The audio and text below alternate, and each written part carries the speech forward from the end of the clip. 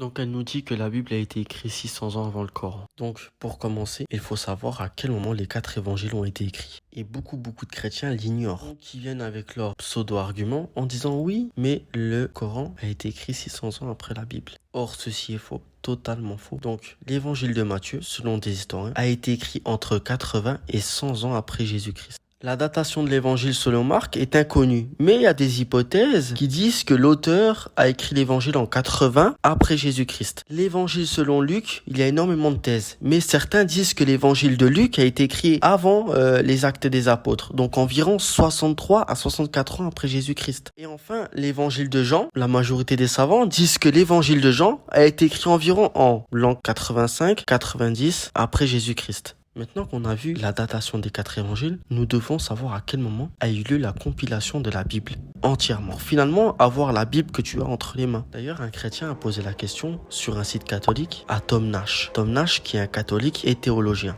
Donc en résumé, il nous explique, il nous dit qu'il y a eu des centaines de compilations durant des conciles, notamment en 382, en 393 à Hippone et en 397 à Carthage. Mais la compilation finale de la Bible, elle a eu lieu en 1442, lors du concile de Florence. Alors la Bible que vous avez, chers chrétiens, que vous avez chez vous, elle a été compilée en 1442, soit environ à peu près 842 ans après le Coran. Et Allah Azza wa Jal nous dit dans le Coran, malheur donc à ceux qui de leur propre main composent un livre puis le présentent comme venant d'Allah.